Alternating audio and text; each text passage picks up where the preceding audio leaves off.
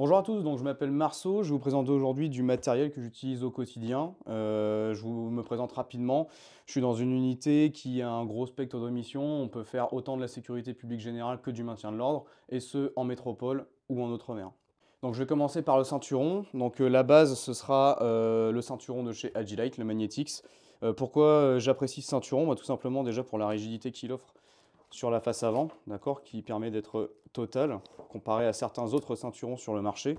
Et surtout, mine de rien, les deux aimants à l'arrière. Au début, je pensais que c'était purement gadget et que c'était une problématique qu'ils avaient créée eux-mêmes pour répondre eux-mêmes à la problématique. Et puis au final, on se rend compte que c'est vraiment quasiment indispensable. Enfin, du moins, je pourrais plus me passer en fait de ce système pour l'instant en tout cas. On va partir ici, donc là, un porte-chargeur incliné de chez Estac avec la petite option aimant. Bon, c'est un peu gadget, mais la rétention est vraiment très bonne. Pour avoir fait quelques déplacements à Mayotte, j'avais un porte-chargeur qui tenait comme ceci. J'avais un chargeur à l'intérieur et il n'y a jamais eu de souci. Mon chargeur s'est jamais barré. Alors ça peut faire peur à certains. Moi, j'ai jamais eu de problème avec la perte d'un chargeur ou quoi que ce soit. Ici, on va avoir un porte-chargeur fusil d'assaut de chez G-Code qui est très bien également puisque dans l'unité où je suis, on peut être amené à utiliser différents types d'armements, que ce soit des UMP9, des G36, du FAMAS, et tous les chargeurs rentrent à l'intérieur. Et j'ai jamais eu de soucis avec les chargeurs. Les UMP9, la rétention est suffisamment bonne. Peut-être des petits soucis avec les chargeurs de MP5 où ce sera légèrement, on va dire, ballant à l'intérieur.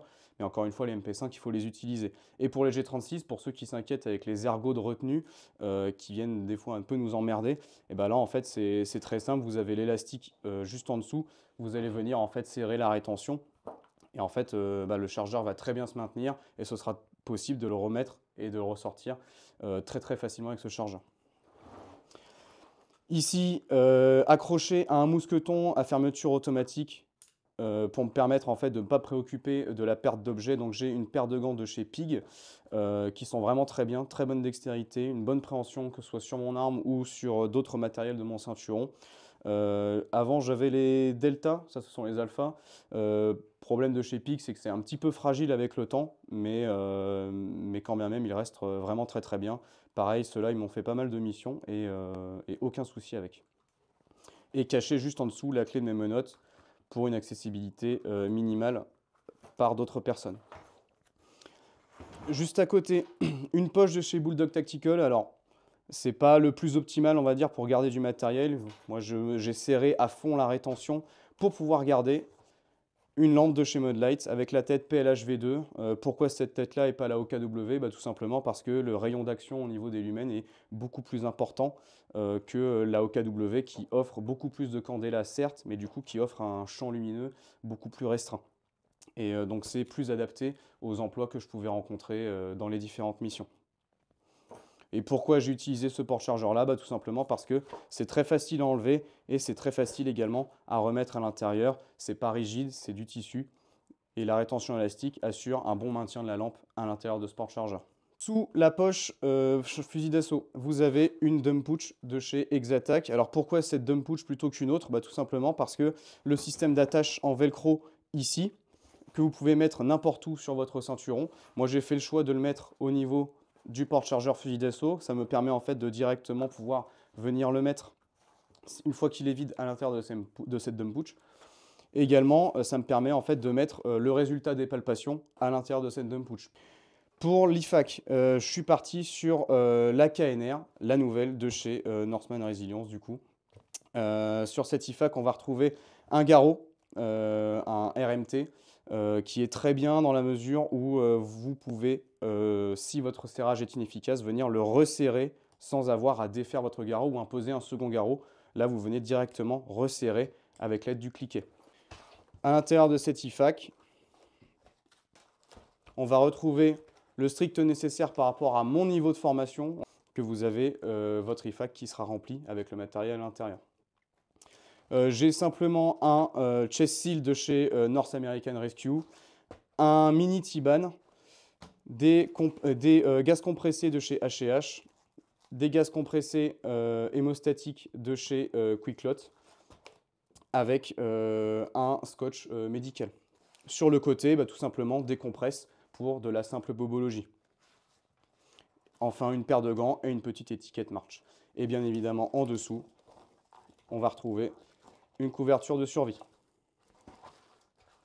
Pour enchaîner sur le ceinturon, donc là, le porte-menottes de chez Norseman Resilience, qui est très bien dans la mesure où vous pouvez venir serrer à fond votre étui si jamais vous avez besoin souvent de sortir ou non vos menottes. Et également, vu que c'est du tissu, si je n'ai plus mes menottes à l'intérieur, ça ne vient pas prendre une épaisseur ultra rigide comme le nouveau porte-menottes de dotation. Là, ça va venir s'aplatir et donc neutraliser l'épaisseur que ça viendrait générer. Pour l'étui PA, alors je précise, c'est bien une réplique Airsoft. Ici donc un étui de chez TRB qui permettra d'accueillir un SIG 2022 équipé d'une Balder S Mini. C'est ma première lampe, d'accord, donc j'ai jamais eu de souci avec, jamais eu de souci de décrochage, mais je compterai bientôt en changer. L'étui, lui, il est accroché sur un système QLS-ALS de chez Safariland et pareil sur une plaque en low de chez Safariland. Pour le maintenir au niveau de ma cuisse, vu que c'est un déport qui est quand même assez bas, j'ai une sangle de cuisse de chez Tapir Équipement avec la boucle Cobra. Pareil, qui m'a jamais fait défaut depuis tout le temps que je l'ai. Ok, maintenant on va passer au gilet. Évidemment, tout ce qui se trouve dessus, c'est de la Repro 3D.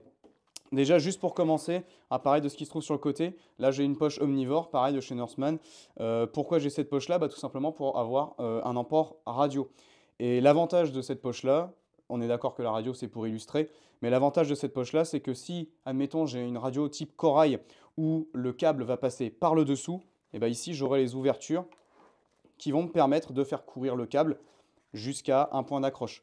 Et pareil, si je passe sur des radios type TPH 700-900, le câble qui va passer par le dessus, lui, c'est pareil. Là, en fait, j'ai une ouverture qui est suffisamment évasée pour pouvoir me permettre la sortie du câble. Pour le gilet, on va partir sur une base de chez Tiger Tailor, le modèle Asso, puisqu'il offre le plus d'options disponibles, notamment avec les boucles de dégrafage rapide et les panneaux MOL à l'arrière. Pour la poche Admin, j'utilise donc la Admin Pouch de chez Norseman Resilience. Pourquoi celle-ci et pas une autre? Tout simplement parce que ça me permet... Hein? Il l'a eu gratuitement. Parce que je l'ai eu gratuitement et aussi parce que je peux mettre mes deux téléphones, pro et perso, à l'intérieur de la même poche, ce qui est un gros gain de place. Également, je peux y glisser un carnet, stylo et pourquoi pas faire courir des câbles sur les trous qui sont prévus à cet effet sur les côtés. Pour ce qui va être des setups, j'en ai deux gros à vous proposer. Un setup plutôt sécurité publique générale et un setup MO. Pour la sécurité publique générale, je pars sur une base de chez VDK, de chez Tiger Tailor, une VDK de chez Tiger Tailor, avec en passage avant tout ce qui va être médical, d'accord. Donc là, on va partir sur un demi-rabat qui va permettre de couvrir un mini T-ban et quelques paires de gants. Plusieurs paires de gants, pourquoi? Tout simplement, si une première paire de gants est souillée par du sang, si je dois intervenir sur quelqu'un d'autre, ça me permet de ne pas intervenir sur cette deuxième personne avec du sang qui souille déjà la première paire de gants. Donc plusieurs paires de gants, c'est important. Et de l'autre côté, un mini medkit de chez Norseman Resilience qui me permet en fait d'emporter un SWAT-T qui va me permettre de faire office d'un pansement de compression un peu de fortune, avec du burn shield, donc qui est du gel anti-brûlure, une autre paire de gants dans le mini medkit et une paire de compresses de chez H&H.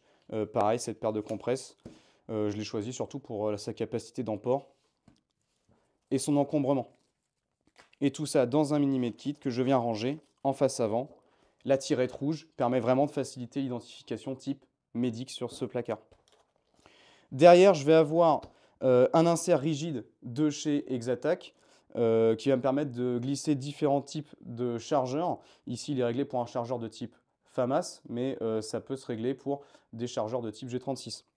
Sur le côté, vous allez avoir un insert taser de chez Tiger Tailor souple et juste à côté, un autre insert de chez Tiger Tailor avec l'élastique qui me permet en fait tout simplement d'apporter une rétention supplémentaire à un taser si jamais je dois partir avec en patrouille. Et pour terminer, la config plutôt axée maintien de l'ordre. Ici, on va partir sur une base Orion, donc le mini-rig de chez Norseman Resilience. Avant, je tournais avec un HMCR de chez Exatac qui était plutôt bien. Le seul truc que je pouvais reprocher, c'était le manque de place que je pouvais avoir à l'intérieur et aussi également l'absence de carrés molles sur le côté pour pouvoir y accrocher soit du petit matériel, soit carrément ici des munitions de LBD lorsque j'étais servant LBD. Pourquoi également je reproche le manque de place? Tout simplement parce qu'ici, avec 3 grenades n'importe quel type, que ce soit de la CM6, de la MP7 ou de la GENL, je peux sans aucun problème y insérer un téléphone perso ou professionnel qui sera bien à l'abri des cailloux. Comme vous pouvez le voir, ici les différents inserts rigides, pareil, de chez Norseman Resilience, qui me permettent d'accueillir les différents types de grenades en service, en police ou en gendarmerie.